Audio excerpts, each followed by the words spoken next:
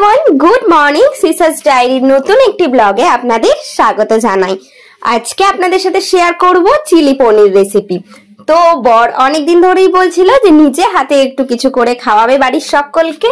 তো বর নিজে হাতে করে সকলকে খাইয়েছে, কাল বাড়িতে ছিল, ওই জন্য বললো তাহলে আজকেই বানিয়ে ফেলি এই চিলি পনিরটা।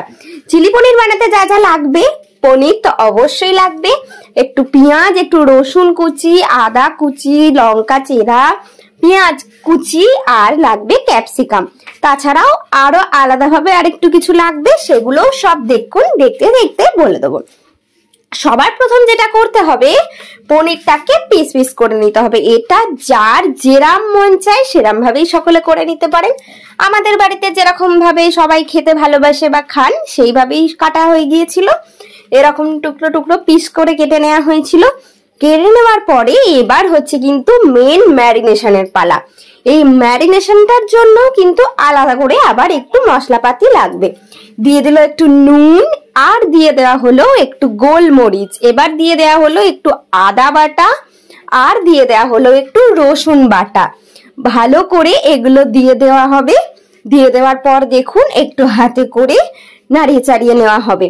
এবার পড়বে এর মধ্যে হচ্ছে কর্নফ্লাওয়ার, ওই 1 থেকে 1.5 চামচ মতো কর্নফ্লাওয়ার দিলেই যথেষ্ট। আর একটুখানি পড়বে হচ্ছে ময়দা, ওই সেম 1 চামচ কি 1.5 চামচ। দেওয়ার পরে ভালো করে এটা ম্যারিনেশন করে নিতে হবে।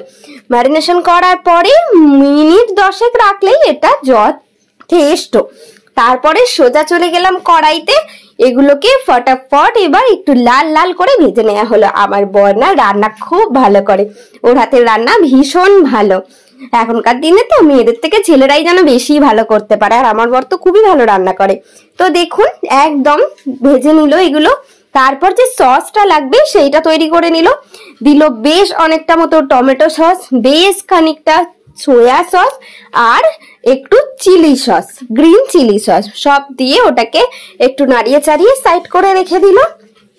এবার আর যেটা লাগবে সেটা হচ্ছে যে কর্নফ্লাওয়ার লাগে, যেহেতু এটা পনির চিলি পনির করা হচ্ছে ওই জন্য একটু তো লাগবেই কর্নফ্লাওয়ার। তো কর্নফ্লাওয়ারটা জলে গুলে রেখে দিল রেডি করে।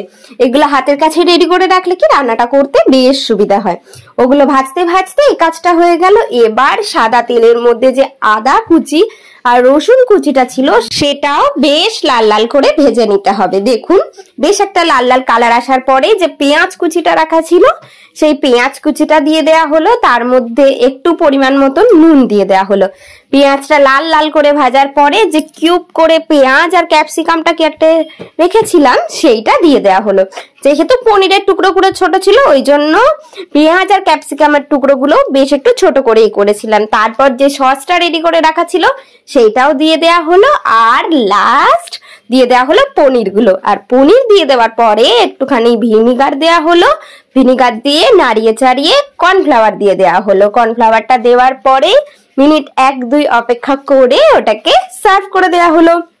আজকের রেসিপি কেমন লাগলো চিলি পনির অবশ্যই কমেন্টে জানাবেন। টাটা।